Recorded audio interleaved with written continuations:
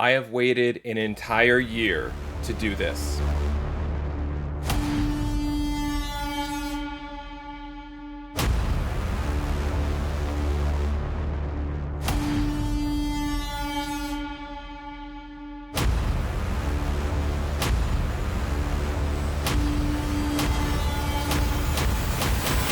Hey there, today I have an unboxing video, and in this video I'm going to open up an order that I technically placed with Things from Another World in August of 2021. And I know I have a lot of explaining to do on this, but I had been a long time subscriber, pre-orderer, FOC-er of comic books from Tifa.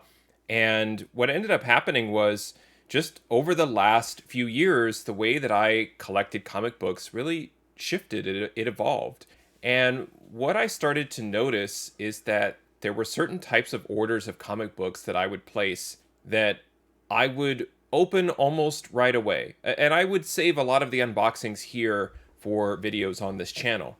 But I would really kind of schedule that, right? So I'd get an order, let's say from Mile High Comics or Atomic Avenue or something, or even Midtown, and I was so excited to open it that I would film it and publish it to my channel like within 24 hours of receiving it, or within some reasonable amount of time.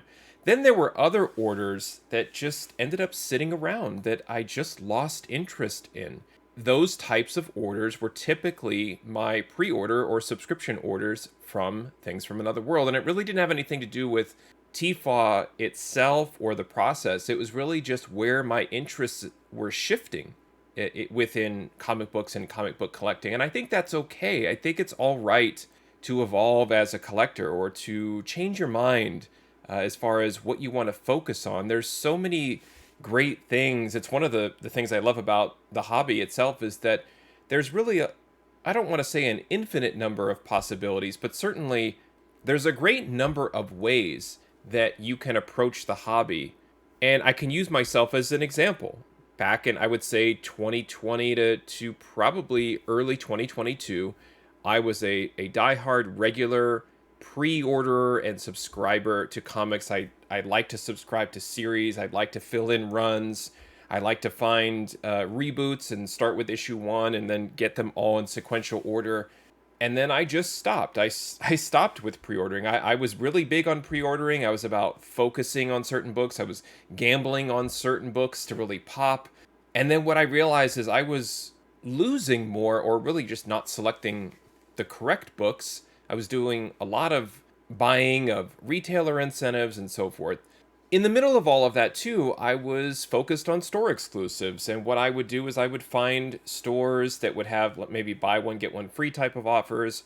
I would certainly get their email notifications and look at brand new exclusives. And it's like, this exclusive is going to drop it on this day at this time. And I would set reminders, and I would get the trade and the virgin copy, the set and everything as soon as the timer went off or the reminder alerted me. And then I realized several weeks later I could still find that same set available. And then I just moved away from that. I don't bother with store exclusives. So that's another thing too, is when you get caught up in some of the FOMO or some of the excitement around store exclusives, convention exclusives, artist direct exclusives, Kickstarters, things that you feel like, I can't miss this, I've got to have it. It's okay to move away from it. It's also okay to stay with it if that's what you want to do, but it's also okay to just stop and say, all right, I can still be a worthwhile comic book collector. I can still do my thing. If speculators and influencers are still pushing exclusives and they're pushing their books and pushing their affiliations, let them do it. It's fine. You just ignore it, right? It's almost like reverse FOMO, right? Now they're missing out on you, because you're shifting the way that you collect elsewhere. And a lot of times when I have collectibles and comic books and certain things just constantly shoved in my face through social media, or just from stores and emails and texts and all of this stuff, I think what those individuals don't understand is that it's actually pushing us further away. They feel like they're drawing you in, right? I'm going to continually show you books done by this artist every single day for 90 days until you appreciate their art the way that I do.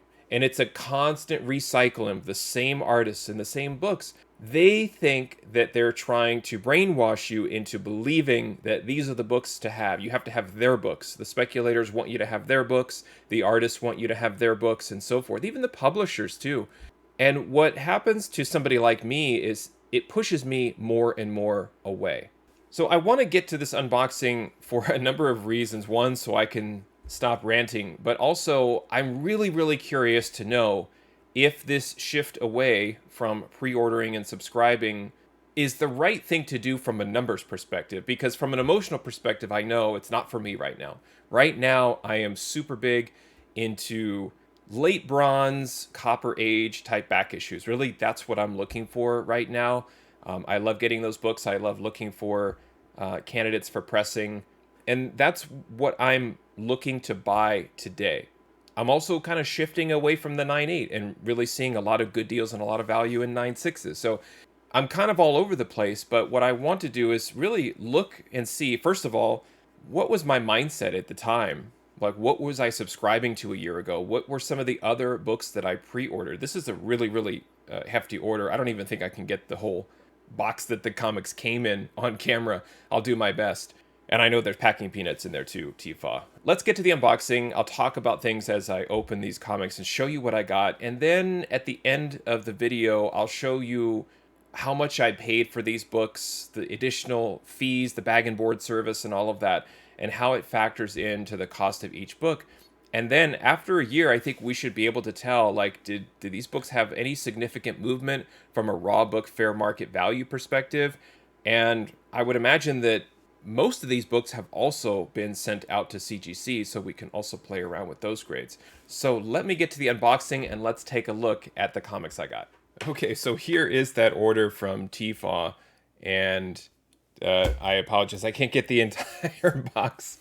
I believe there's over 80 comics in this box, so it's very interesting, but here is, right here on the label, I'll zoom in if I can, but right there you can see ship date 09 August 21. So this is a sealed box of comics that shipped at obviously early August that I think my pre-order triggered like at the end of July 2021. So there's a few things that I'm curious about with this order. I want to know, number one, did the book survive? Was there any damage in transit? With a order this heavy, also, did the books now suffer from like a stack increase? I know that this is all my fault. Like, why on earth would I let an order sit around for this long? But like I said, I lost interest. I was more relieved and satisfied that I had placed the order than I was actually getting the comics, reading them, cataloging them, grading them, everything that I do with comics. But now that some time has passed, I'm really curious. Like I said, I want to find out what's inside, what did I order, what did I FOC into the order to add on to it to make it this bulky beyond just a regular subscription. Let's open this up and see the comics that I got.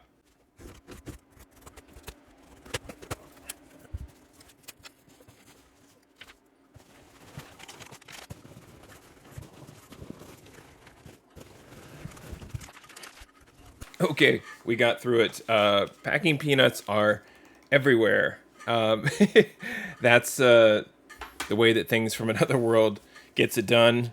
I will clean that up later. I want to get into the comics here. There are 2 bricks all wrapped in a paper bag. So it's gonna... We're gonna get to work on these and see what I ordered.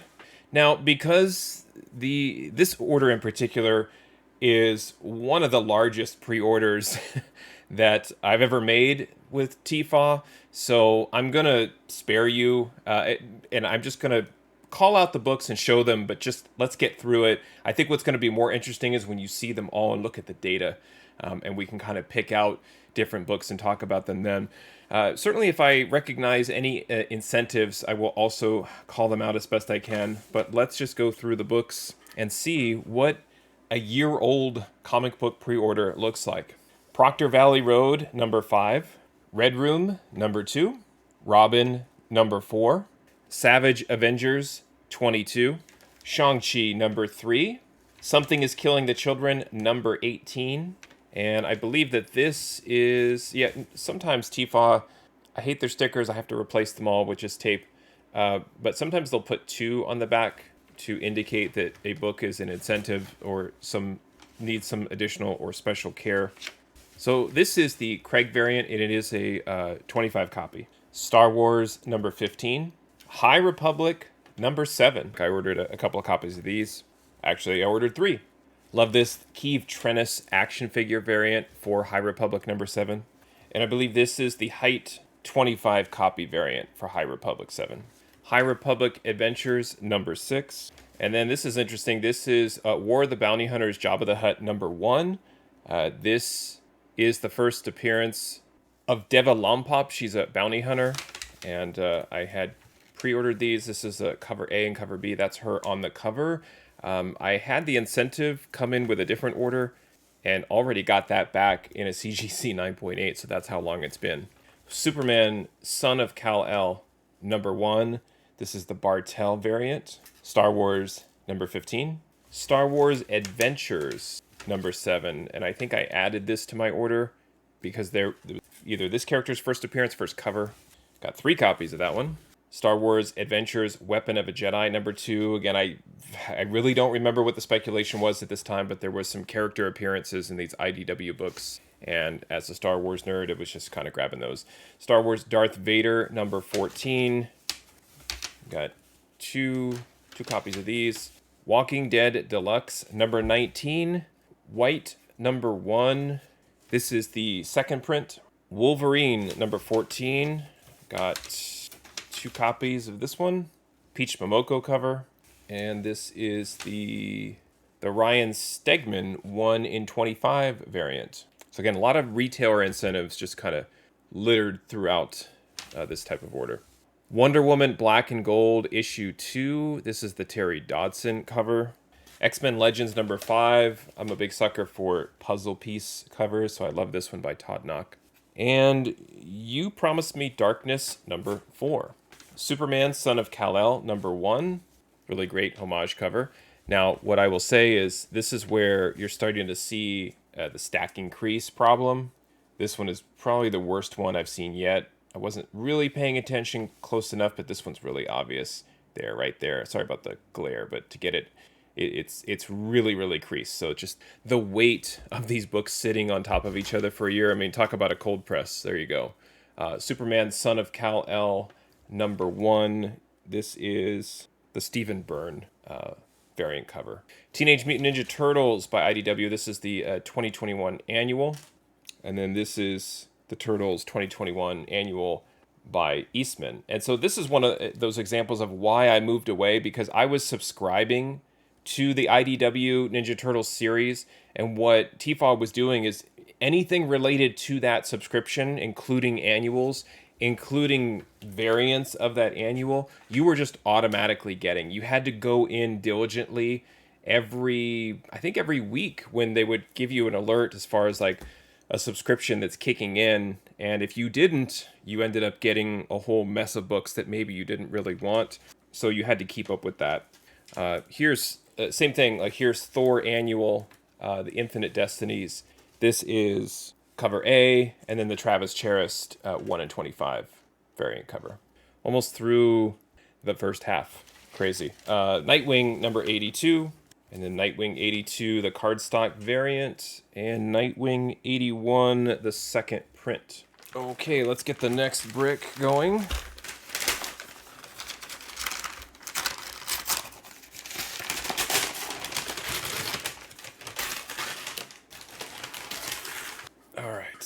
First book, great cover by Jeff DeCall. This is Deadly Class 47. Alien number 5, the variant cover. And Alien number 5, cover A. Amazing Spider-Man 71. Not heard good things about that Nick Spencer run. But again, just was a subscriber to Amazing Spider-Man and got all of the books. Bermuda number 1. That is the standard cover A by Bradshaw. And then Bermuda number 1, the 50 copy Art Adams variant. Black Cat number 8, and again, I can see the stack increase, really hurting some of these books. So uh, obviously, I don't need to give out unsolicited advice about opening your orders on time to avoid stack increases this severe. This was certainly very obviously not the thing to do. What's interesting is some books are worse than others. Here's Black Cat number 8, Peach Momoko variant. I didn't mean to say this is a worse copy of Black Cat because of the Momoko cover. It was just sort of a little bit of a Freudian slip there. And Black Cat number 8, I think this is a Lineal, it's a Lineal Francis Yu variant.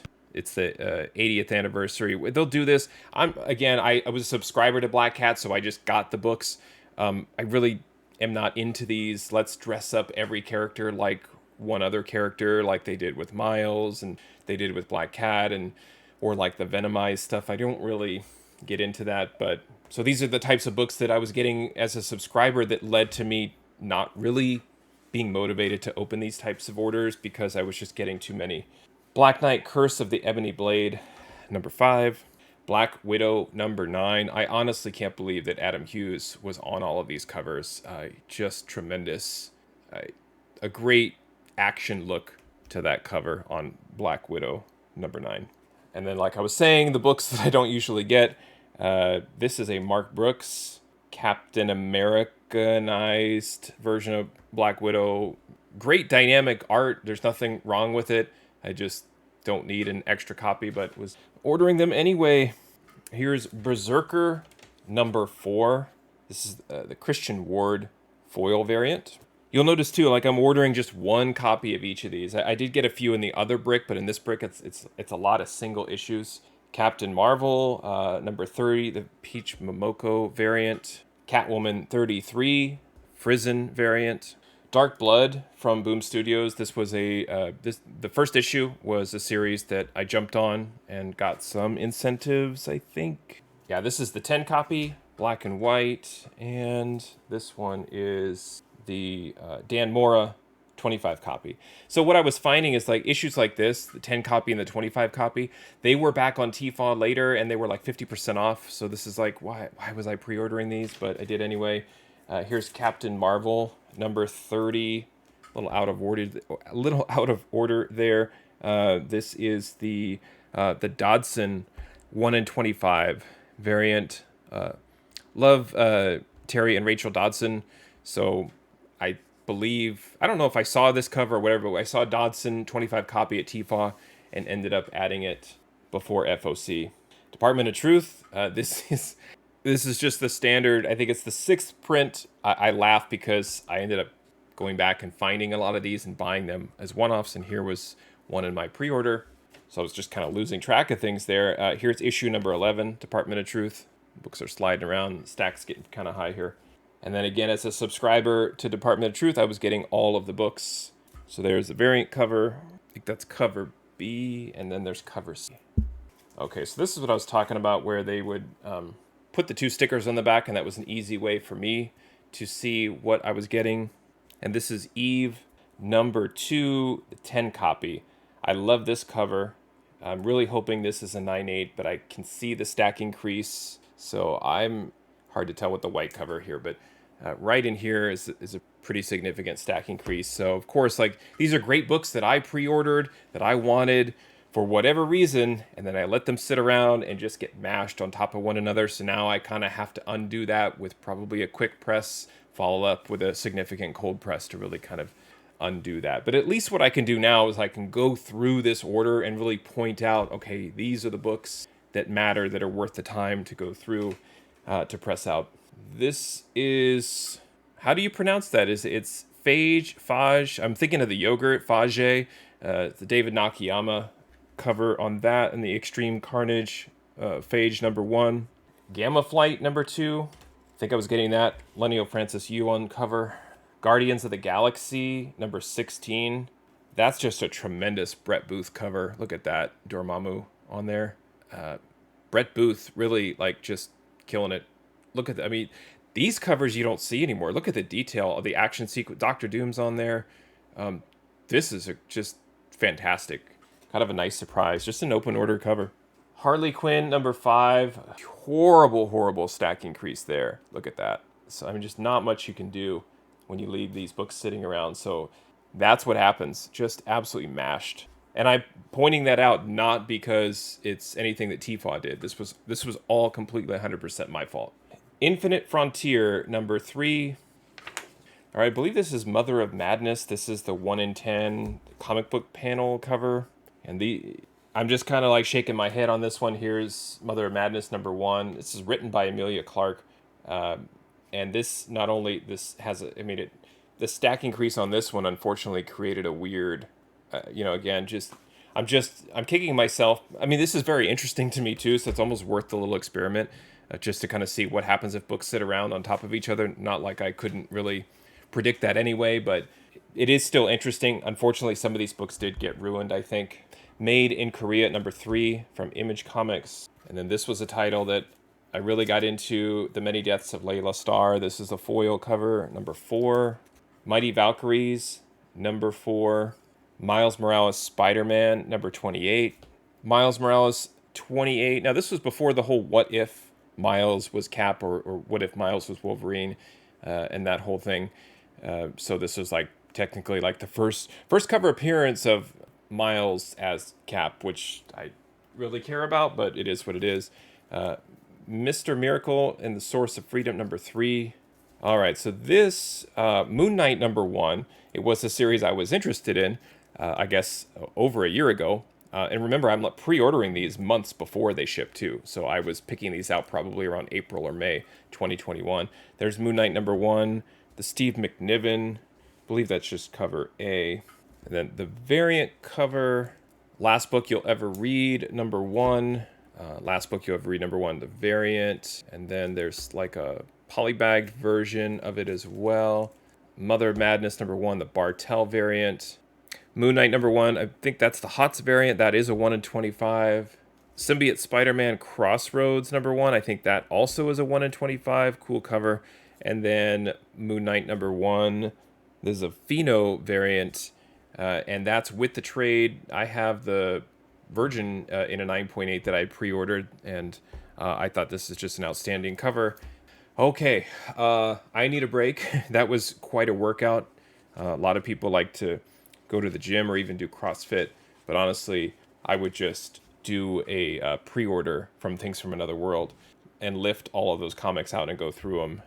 That's a real workout. So let me get these organized. Let me get the order put together, and then I will compare what I paid for all of these with the fair market value of today, and then also play around with some of the CGC values as well to kind of see are any of these worth sending in to get slabbed and professionally graded.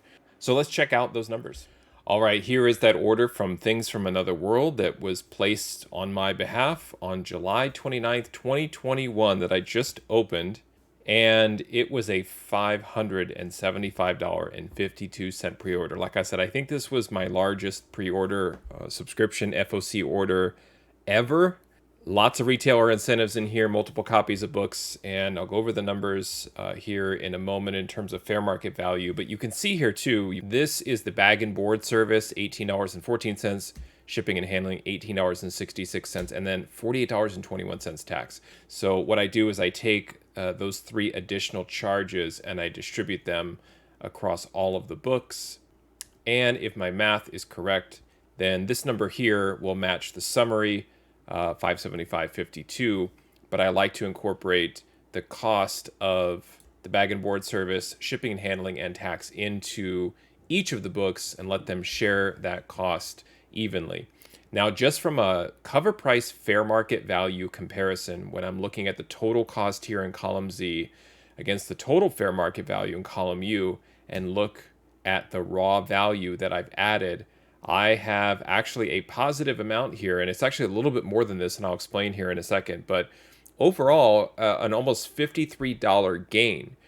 So again, that's on top of the already $575.52 that I've invested in these books. The value would be that $575 plus $53 in total, but at least I'm coming out on the positive side. Now, you can argue with an order this large, coming out $50 ahead is more or less a break even. I'm not going to argue that point. I can see that. The only thing I will say is if we go more towards the top, there is a little bit of a strange thing happening with one particular title. Bermuda, for some reason, every time I go to cover price and search for Bermuda #1, not only do I not see any search results, the site almost appears to like half load. So there must be some sort of bug or something in the data that's preventing that book from loading. So this Art Adams 1 in 50, I spent almost $36 to get that 1 in 50, and then along with cover A, so roughly $40. That's where I'm saying, the $50, give or take, that would be an additional value add. Maybe it's not the full 40, but even if it's 20, it's more than 50, I think, if you're including those two books. So that's why the numbers aren't going to be entirely accurate here, just because I can't get a good fair market value for those books raw. For the most part, with it being only a $50 gain, it's a little bit, 25 cents here, $1 here. I'll try and point out some of the larger books, but let's look at some of the incentives here. Black Knight, Curse of the Ebony Blade, #5 was an open order. It has a fair market value of $11. That was kind of surprising. Captain Marvel, #30, the Dodson variant, has a fair market value of 17. That one again was one of those 1 in 25, so that's not holding its value in terms of matching ratio. Book that is Dark Blood #1, the Dan Mora variant. That one's holding a dollar over ratio at $26, so that was a positive add. Eve #2, I bought that for $9, and it has a $15 value. Mother of Madness, that 1 in 10, is a $10 book, so surprisingly that one's holding up. Miles Morales 28, that's the one where he's Captain America on the cover. That was just an open order variant, not an incentive. That one is currently listed at $10. Moon Knight #1, $19. All these Moon Knight #1s have a really nice fair market value. The HOTS variant, the 1 in 25, does not. It's only at 15, so I did lose a few dollars there. But the other variants, the Zafino variant and the Gist variant, those are holding up. Red Room #2, that was a incentive as well. I believe it was a 1 in 10, cost me $8.95. It's worth 14. Something is Killing the Children #18, that 125 is below ratio. Star Wars 15, that one is also below ratio, so you can kind of see a pattern here where most of them are underneath. Here's an example that one that is over. High Republic #7, The Height, 1 in 25, has a $34 value, so a nice $15.55 add there. Superman, Son of Kal-El #1, the Jen Bartel 1 in 25, same thing, about a $15 value add, as it is holding at $36, so above ratio. Another one that's not, although the cover on that Del Mundo Symbiote Spider-Man Crosswords #1 is so good, but it's only valued at $16 for that 1 in 25. So again, just kind of scanning these rapidly, the retailer incentives, these 1 in 25s, they're sitting below ratio, but also below what I paid for them. And I've talked about this before around how I'm just trying to kind of move out of that retailer incentive purchasing space. Okay, so now for the fun part, which is trying to determine if any of these books have values in a CGC 9.4 or 9.8. So the assumption here is that you're getting all of these books in near mint condition. So what are the values in a 9.4? So I'm just going to set them all to 9.4 and then look at the CGC value column here in column B just to see if any of them have reported sales in a 9.4, and some of them do. The Superman Son of Kal-El books have some value in a 9.4. Pretty standard, pretty reasonable, I would say. 37, 26, Star Wars, War of the Bounty Hunters, the Jabba the Hutt, the first Deva Lompop. That variant is, with her on the cover, $45. High Republic #7, the Height variant, that's a 1 in 25, $36. High Republic Adventures #6, also $34 there. The Moon Knight books have a little bit of value, and again, that having these books with a reported 9.4 value. What that tells me is these are books to hold on to really look at, to grade, consider sending in. Let's see if there are any others. Last book you'll ever read, 44. Catwoman 33, the Frizzen variant, at $45 in a 9.4. So not bad, just a small handful of books that have been sold in a CGC 9.4. So if we look at the total value of these books, so if they had any value at all in a 9.4, and I sent them in hoping they would get 9.4 or above, and they all came back 9.4, I'd lose $160.86. So not really a wise decision just to kind of grab, like, let's say the Moon Knight books. So when I say like books that have value, it's like, well, why don't you just send in the books that have the highest value? Yes, that's true. But if I were to select books like Moon Knight #1, where I know that it has at least 9.4, and I'm cherry picking those books out and sending them in, and if I was wrong, let's say they all had that stack increase and the book was kind of ruined, or the chances of getting a 9.8 is ruined, I should say, it wouldn't be a smart financial decision to do so. Now, I personally would only send books, even though they're a year old, I consider them to be pretty much nearly brand new books, certainly brand new since they sat in a box for a year. Now, if I flip all of these grades to 9.8, now we'll see if any of these have really taken off since they were released last year. All right, I'm going to plug in 9.8 and then just go all the way down. And then here are the updates. Now, from a total, you saw that update. Now we're in the positive, $350 above what I spent to acquire these books. So a total CGC 9.8 value of those two numbers combined. Although I'm not naive, I do understand not all of these books are going to be a 9.8, but I do have real data that shows I am successful with getting 9.8s from Things from Another World. But let's take a look at the bigger books that are already of significant value after a year. And what's interesting is even a book like this, like Wolverine #14, just cover A, no big deal, $50, right? So that was a $3.75 investment in a brand new book that has CGC value at a 9.8 of $50. That High Republic #7, again, that height 1 in 25 variant, it was a total investment by me of $18.45, has really strong value at $115 in a 9.8. And just the standard cover A of High Republic 7, I got 3 copies of those, $4.15 each, and $62 for that book. Here's that Star Wars Adventures #7. I feel like I whiffed on it in terms of like really understanding the speculation. And, you know, it's $29 in a 9.8. So if I just wanted to send it in and get my money back, I could do that. I could also just sell the book raw. I realize that too. But at least it does have some reported value so that I can really start to measure each comic's value. Here's one, Red Room #2. It's a 1 in 10, $75 in a 9.8. The Moon Knight books, it's interesting here, they had a pretty good value in a 9.4. 9.8, not so much, just kind of roughly around the same values. The Gist variant, $71 there. But again, kind of what I talk about too, look at the difference between the HOTS variant, which is a 1 in 25, and the Gist, which isn't just an open order variant.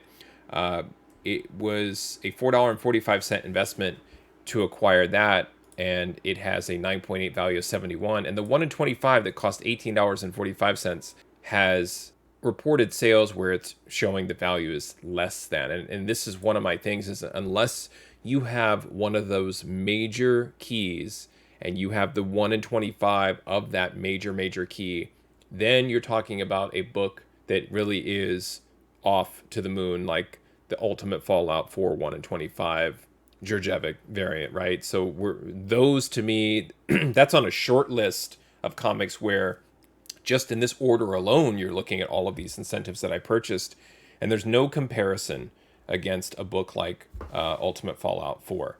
The rest of the books, this is kind of what I talk about. This is, to me, this is a gap that I would like to start analyzing, which is what are some recently released incentives, like big incentives, 1 in 25s, 1 in 50s, 1 in 100s, that are selling for about the same price as their cover A or cover B counterpart. And why is that? And I really just feel like it's just saturation in the market of these incentives and variants. So I think that there's some strong value here. Last book you'll ever read, number one, $119 in a 9.8 for that one. Deadly Class, number 47. You have those Decal followers and collectors, $79 for that one. That was just a standard open order book. Black Knight, Curse of the Ebony Blade, number 5, $81 in a 9.8. And the rest of the books just sort of kind of all over the place, in that $32, $40, $50 range. So, might not exactly be worth your while to send those books into CGC in hopes to get the 9.8. You could argue maybe take 25 of these and put them in a nice pre-screen stack and send those to CGC. Just kind of go through these, take the order, sort them by CGC value, take the top 25, send them. Well, actually, now this is giving me an idea of something to do for my next pre-screen. But so it's interesting to me now after a year to kind of see, like, I don't want to say have made an emotional decision. I've made an informed decision, I believe, but there is part of me that just feels emotionally I'm done with pre-ordering. It's not worth it, right? It's not. When I say it's not worth it, I want to have data behind that statement, because I don't want to just say, I'm just not feeling it anymore. In all reality, if you're looking at this order and you're taking a step back, it's a significant financial investment. But if you're looking at it from something maybe you would do, because remember, this is an order that was for 2 weeks worth of comics. So I would get subscriptions sent to me twice a month. So this is really only half of the August 2021 comics. That's how nuts and out of hand this was getting. But if you really kind of put this on a regular cycle, and you did just kind of what I said, which was go through the order, grade the books, take your top 25 9/8, assuming you would get that many, or just take your top 9/8 if it wasn't 25, send that off to CGC, sorted by value, and send those books off to CGC, get those back, and then consider selling some of them to make up for the cost of a large order like this. And then rinse and repeat that every couple of weeks. I mean, it is something that I thought about doing, but one thing that this requires is patience. And when you're trying to think about maybe a process like this or a workflow that would work for you and compare it to what other sellers are doing, that's why the majority of sellers are these hype artists, these folks that want to just hype a book because they don't want to wait a year to figure out that Black Widow number 9 is only worth $35 in a 9.8, right? What they want to do is take the Black Widow number 9 that they bought for $2 to $3 and show you just how awesome that Adam Hughes cover is and try and get $10 for it. They don't want to wait. They'd rather take the $5 now and then just keep replenishing that instead of waiting just to kind of see how the market plays out. So that's the other factor, is patience, which unfortunately a lot of sellers in the comic book community or whatever don't have, and they don't want you to have it either.